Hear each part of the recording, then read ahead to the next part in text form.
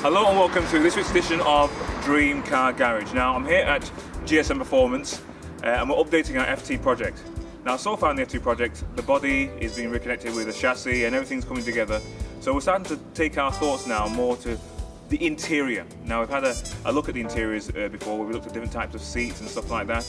But now we're actually going to visit a company who provides a variety of sports seats and actually get to see them in the flesh, as it were. Today we're going to be meeting Gareth, who's the proprietor of this establishment, and he's going to be taking us through a little bit how they started, how they got going, and then we're also going to be trying out some sports seats. We're going to be looking at some Corbeau seats, maybe some Recaro seats, some auto style seats, and we're going to be comparing the differences in prices and quality and ultimately deciding on the kind of seat we want that'll fit our FT car just about right.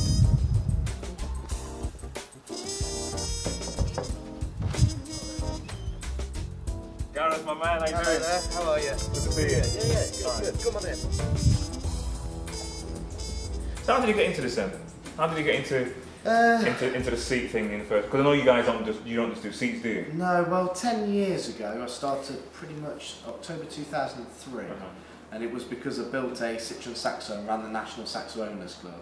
And so you're a proper car guy then? Yeah, I built it. It was featured 15 times on TV twice. Travelled Europe with Max Power magazine, and so what do you do to it? Everything. Because I am gonna Google that now. Yeah, I'm gonna patch in some pictures into our conversation. It possibly had 4 to 5 body kits, 4 to 5 sets of wheels, several interiors. Over time? Yeah, leather floor, leather roof, everything leathered.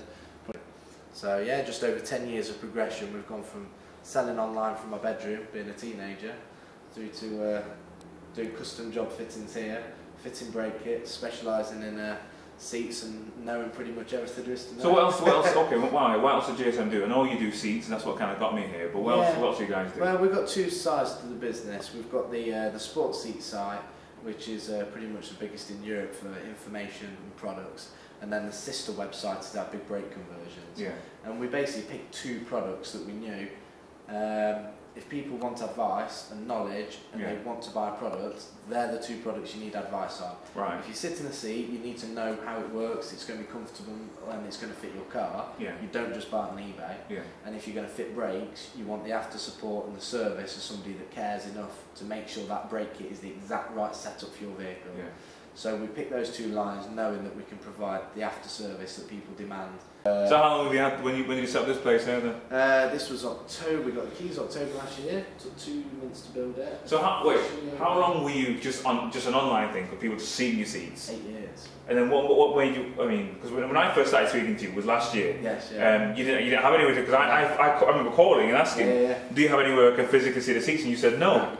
So this is my idea then. Yeah. No, we've been on the waiting list with the Rushcliffe Borough Council in Nottinghamshire for a year and a half, 2 years waiting for someone to come up. Yeah. And we finally got the phone call in October saying this unit's come up, do you want to come and have a look?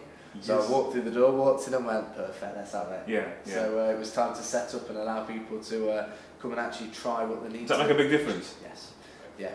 It made a big difference to me just coming here, because I guess when you're seeing things online, it's just not enough information, because for example, I would never know that auto style seat it looks good, but it kind of pinches a bit here. And this is fine, but you can't tell that just by looking at it. There's only so much you can get from a picture and a bit of online text. Yeah. And when you're going to be sitting in something for the amount of time that we do in our cars, and when you're stuck in traffic and you're on the M25 and 2 hours later, you need to be comfortable in the right seat that you've picked for you. Yeah. And if you buy something online that's not right, that's a lot of money to not get right. So at least come here, we'll try it, we'll test it, we'll get you sat in everything, and we'll make sure you've got the right seat for your shape and frame. That kind of brings another question actually. Have you ever fitted seats, or what do you do to fit a seat in a back? So you want to do like 4 bucket seat configurations, so you take out the back seat, but you have like the front seats in the back seats. Is that a big deal to mount them into the floor? That would be a very custom job. Or would it? Okay. Yeah. Generally you'll find once you take a back bench out in most cars, the shape of the bench, the curvature, the fuel tank's normally under there, there's a lot of metal work to play around with. Right. Best thing to do, it is a unique thing on each car, will be different. Oh, so we'd have to take the bench out, have a look at what we could do, create a mounting bracket to take the new seats, and because the rear bench will sit higher, being in the back with just a cushion, it's not a full chair, it's a cushion. Obviously we've then got to work out if the seat can sit above that bench okay. Yeah, because the original idea behind it, because with this thing, a big part of it is the visuals from the inside and the outside. It's thinking, well, it would be quite a unique look if you have the 4 bucket seats, maybe two at the front, maybe 2 similar style but slightly smaller ones at the back. Yeah. All trimmed the same. For the back, you go with the steel frame construction buckets. There's 4 on the market that are the sort of the most popular, and they're smaller steel frame. Give me an example. Basically, the 3 over here are the 3. Well, in fact, we've got all 4. We've got the 3 here, and there's 1 down there. Oh, so you wouldn't go for a prime, you go for a fixed bucket. They would have to be a fixed bucket. Oh, would they? Why? Because of the height. But if essentially, let's say this is the floor plan of the vehicle you're working with. Yeah. And you've got your front seat, yeah. Be sat here with your recliner. Yeah. Then you've got your footwell. Yeah. There's a metal work where all your fuel tank is. Yeah. And then you've got a foam bench. Yeah. The back passengers are sat on that foam bench. Yeah. And you can't remove or alter any of this because of the gubbins underneath. Yeah. So you can do what you like with the front, you've got a lot more height to work with. Yeah. But in the back, you've essentially got less room. Yeah. And a recliner, on average, will be too high to physically fit in the space. Right. So you would work with a smaller fixed back bucket in the back, and generally one of these 3 will fit. This is a 4x4.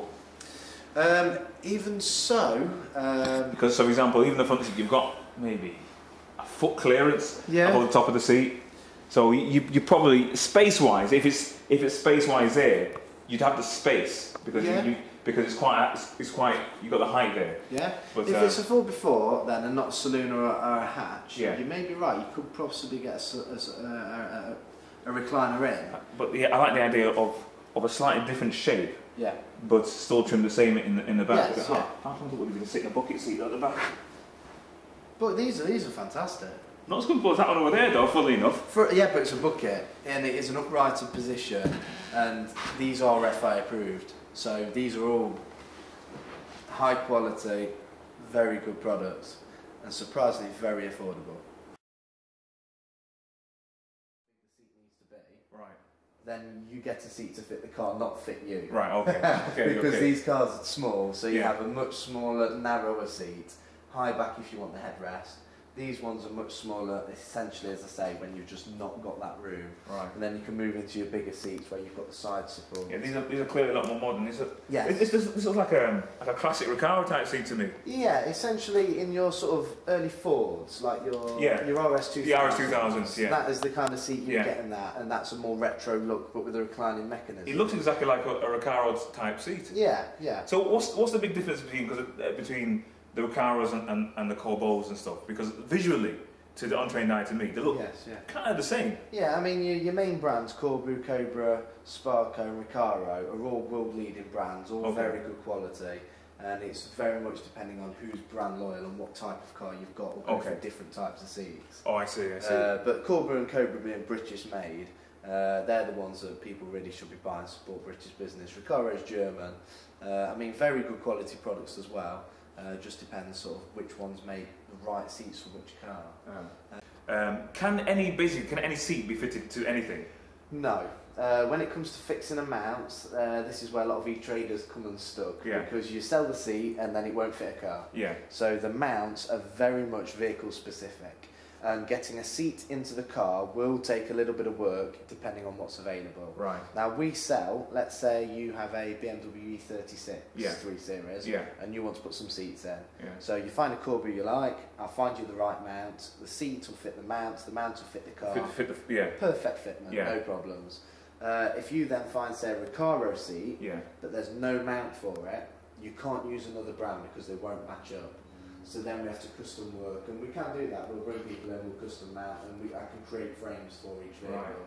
And that's where we kind of come in, and while we open the space, we can make sure. Alright, so it's not just off the peg thing, it's a service that you add to afterwards that makes a big difference. That would make a big difference as well. Yeah, because all seats essentially are universal. Right. All of them have 4 bolts on the base of the seat in a square pattern, just a slightly different pattern depending on the brand. Tell me about this one. I mean, it's essentially Cobra's flagship seat. This is a Misano Anniversary Edition. Full real carbon fibre back. It looks 3D. Yeah, aluminium sides, full leather, contrasting silver stitching.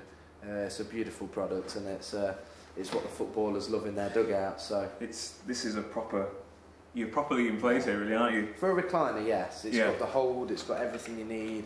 Next is one of my personal favourites. Yeah, cool. This is. It's mainly because it looks basically just like a seat from an Audi RS, from the Audi RS range. It's a stunning seat. Yeah. It's kind of it's got to be one of the most popular high-end seats around. Yeah, it's got a full reclining mechanism. You can get it in a couple of different sort of vinyl trim colours. Supports you all the way up. Yeah, good support, good lateral support, harness slots if you do want that extra comfort and support during track days. But as you say, it just looks fantastic. This is made by a company called Bike-It. It's actually not a car seat. It is an actual office seat for office use. Right, okay. But they basically designed it because people into their MotoGP and motorbike events. Oh, I see. They wanted some proper branded seats. Right. So we do it with MotoGP, Kawasaki, Honda, Ducati logos. And it is quite comfy for daily use. Can it work as a car seat? You could do. Yeah, you could take it off the base and you could adapt it. What are your big sellers and what are your not? Because I mean, there's a big range in difference between, like you said, the auto styles and the FKs. Yes, yeah. To sometimes 2, 3, 4, 5 times the price of the other ones. I mean, well, the Sparco managed to keep their prices very competitive. The Sparco R100 that we've got here. That's a very popular product. It's quite comfy, it's well priced. Realistically, after Fast and Furious and all of their films, all of them use Sparco seats. Oh, do they? They didn't realise. So it's just, it gets... That's a very strong brand, isn't it? Yeah, it gets a very good brand, gets good brand awareness, and it is something that people like and people want. It is a brand that... Who makes Sparco British? No, Sparco is Italian. Italian. Italian. Been operating for a good 50 years plus now. Moving around. Yeah. This is deceiving because auto style do seat looks exactly like this. It is actually. It's an auto style. It's an auto style. Type T. Type T recliner. I'll be honest with you. It looks amazing. It's a good looking seat. It looks a lot better. I could think you see the padding deficit to a certain extent, but it looks. Yeah. It looks a lot more qualitative than you would think. Yeah. This is a good looking seat. Yeah. It's actually been very popular, and strangely enough, we sold about 100 of them to Nike, who use them in their training camps throughout Europe. For what? For players to try on the new boots that they've brought out. So we had a lot of footballers last month sat in them, very famous footballers, doing interviews. Here? No, that was across Europe. It was in the Barcelona training camp, Germany and Sweden. Hook that video right into your stuff, man. They love that. They love this seat, and they took it in loads of different colours, and now you can find them across Nike events everywhere. So it's quite a close fittings. I mean, these aren't for fat people, really, are they? No. None of these seats are for fat people. No. To just be frank, it's tight on the thighs. It's tight enough. I mean, I'm not a particularly robust guy, but as I like to say, they're made for athletic people. Definitely for athletic people. This is a close driving position. Yeah. Actually, it's so close. You can actually. Yeah. It's not even just fat wise. It's almost hip wise. Yeah. I can't slim my hips, my actual frame down anymore. This is a close seat, but that's one of the key reasons why we offer a fitting service. Yeah. So if people come in, we can adapt for their hips, their waist, their thighs, and we can make sure they're sat in the right seat that's got the support in the correct places. One of the biggest things I'm looking for our FT project is, in the same way the BMW E36, their seats were quite unique. They had that separate part that came down there, and whenever you saw that, it was instantly recognisable as an M3 interior.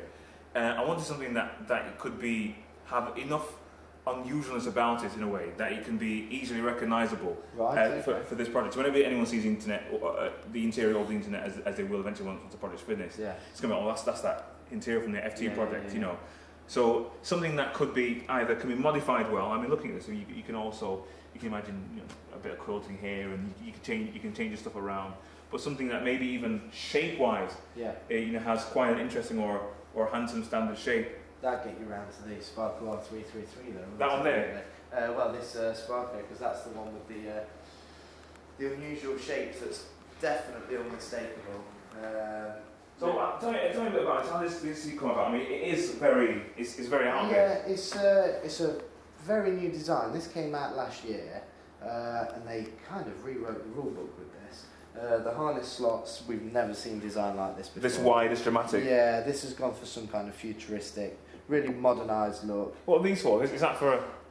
In all honesty, it's quite aesthetic. All right, okay. You wouldn't use it for harness straps or anything. No. It could also be seen as a cooling, kind of help keep the body cool, but that's Sparco's design flair. You've even got the Sparco logos on the side, on the base, and they've really gone to work on this one. So I'm thinking it'd almost be better if it didn't have the metal plate. I don't quite like the metal plate at the side there. Yeah. Looks slightly tacky. If you can almost blank that off, that would be better if it was just came straight across. But you could probably cover that if you're covering the whole seat anyway, couldn't you? You could always remove that and replace it with a plate of your own with the logo on. But yes, but that has been popular, very popular. Really? Yeah, yeah. It's so unusual. Yeah. But I like the unusual. When I saw it, I'm thinking, with something so unusual, if you're recovering it, you couldn't do much with it because it's already such a dramatic looking shape. If you started quilting here and everywhere, then it'd look crazy. So you probably just leather it, wouldn't you? Yeah. Once you do see it in a car, though, this really does stand out. Yeah. Yeah, straight away. Because when you look through a window, the first thing you see is from about here up. Yeah. And this is obviously so dramatic. Yeah. It really does what it wants. So. Yeah. It's quite comfortable as well. It's quite tight up at the shoulders.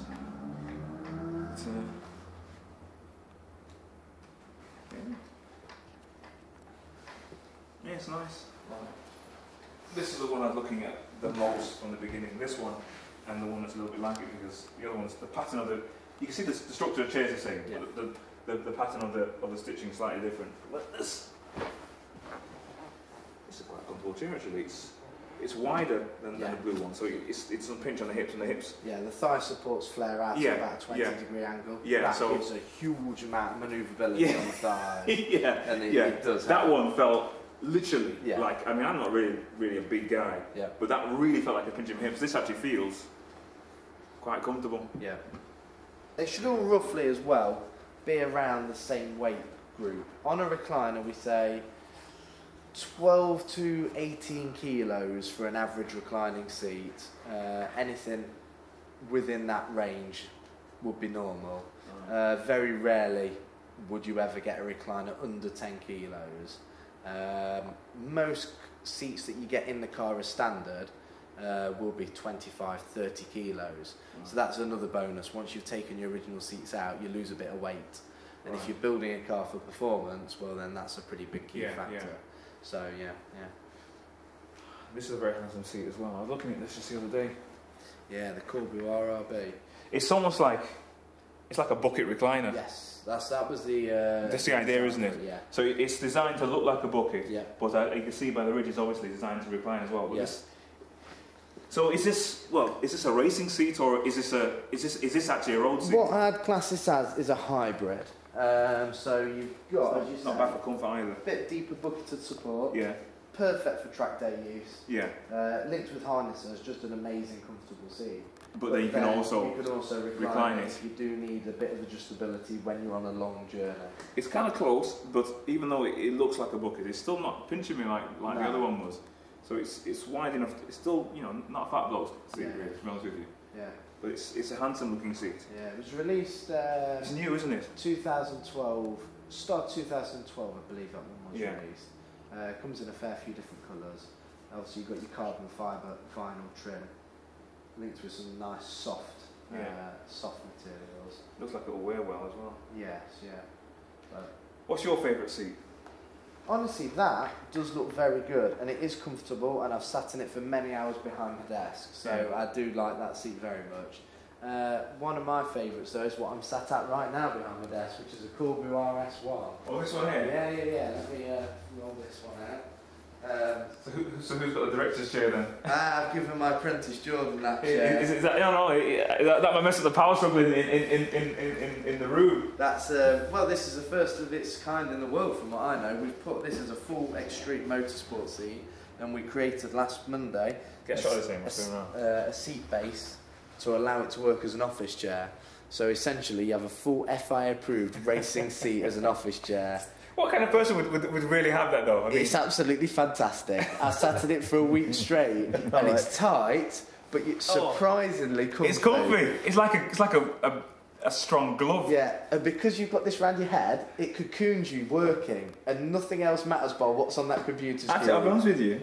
As uncomfortable as it might appear, it's actually quite comfortable. Yeah. And I'm thinking, and this is bizarre, it seems to be set at the perfect angle as well. Yeah. I don't think I'd want it to be back or forward anymore. How do they do that? That's weird. It's brilliant. So we've started doing these bases, and we're going to convert more of them. And it might look a gimmick, but surprisingly brilliant. That's hinged at like the perfect level. Yeah. Oh, this is actually surprisingly comfortable. In your own little cocoon pod. This is nice. We're going to be doing the full range of Cobra and Recaro seats on these mounts. And so what made you go to that idea? Because why not? We've got a seat, do something with it. Have you done that from the beginning, or was that something, once you started selling seats, what else can we do? Well, yeah, we putting them on these office spaces we started creating was pretty much entirely just, we've got these seats and they look good, why not have a matching one in the office? That's a nice seat, isn't it? And then, this extreme chair was the next progression. But yeah, no, this is my favourite. This is the Corbu RS1, and I just find it very comfortable. How much is this seat? Starts from... Well, you've got me now. It's just had a price reduction. It's about $350 upwards. Right. But in terms of comfort, I'm in it 8 to 9 hours a day, and I like it. The funny thing is, it doesn't feel as comfortable as that really uncomfortable looking chair. And that's a bit strange. That looks like it's a torture chair. That who's going to want to sit in that? But the funny thing is, that actually feels surprisingly comfortable. Yeah. This is nice, but actually. That's really messing with me now. Yeah. This looks like a horrible torture device, but it is actually in fact a very comfortable chair. Well, the FIA Motorsport seats do have to be prepared for race drivers who are going to be doing endurance racing and everything. It's nicely, it looks austere, but it's really nicely padded. Yeah. Wow. Very dramatic to have it in a normal car though, isn't it? For that price. Yes. Yeah, it's a new up and coming brand as well from Poland, Merco. We've just started importing them last year. Motorsport. One thing we haven't looked at is this one that looks like the kind of seat that comes off a Porsche GT3 type seat. It is essentially. Is it? It's a style in the style of. Yes, it is the style of a Porsche GT3 seat. Yeah. There are various companies making them in fixed back all recline. It is a wide shoulder support, and it is a very unusual looking product. Yeah. Once it's in a vehicle, it just looks fantastic. It looks better sort of than I think in the showroom. Yeah. It looks better once it's in a vehicle because it is so unusual looking. But yeah, because it's based on a Porsche GT3, it does look great.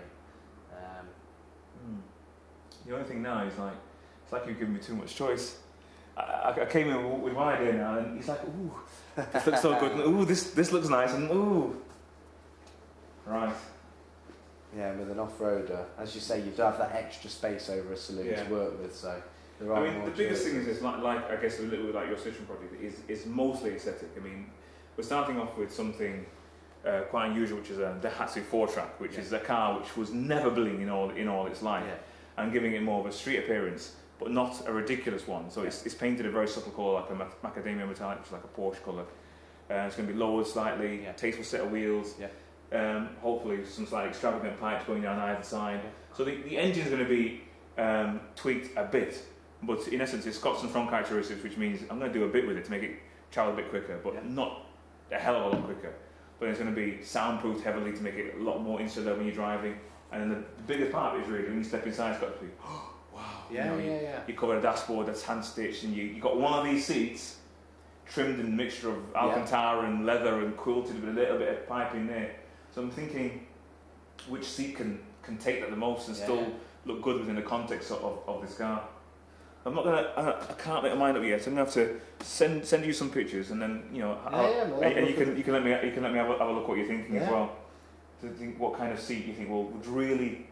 I'll send some pictures, send you some of my drawings, give you an idea of the kind of look I want for the interior. You think, you know what, actually, Dave, you know what? Have you thought of this? Have you thought of that? And then between us, we'll work out which one you think will give the best look. If you can ever bring the vehicle down without a passenger seat in, we can pop them in place. What we'll do then, actually, because at the moment it's still, that part's still being connected together. I think after the body's been connected together, it's fully rewired, add the wheels, then take it down to a company called Noise Killers, getting soundproof throughout. This week, hopefully, there's another company called Zunsport, which do grills, grills like Bentley grills, and so they're going to do me a grill. A few more components, then I think I'll load up on the trailer and bring it down. You can have a look at the thing. Yeah, definitely. Thanks a lot. All right, Dream Car Garage. I've got a. Thank you. Keep on. Okay, Dream Car Garage, FT project. Well, I've got myself an enviable problem now. I've got too much choice. GSM have really made it more difficult for me, but there's been some amazing products here. And you have to come down and physically see these things in person. It's not enough to just look at stuff on eBay, which is pretty much what I've been doing, and looking stuff on the internet, because you get the look of something, but you can't interact with it in the same kind of way. You really need to come down to GSM and actually sit in these seats yourself. Talking with Gareth is amazing, a tremendous amount of knowledge. He can give you the information.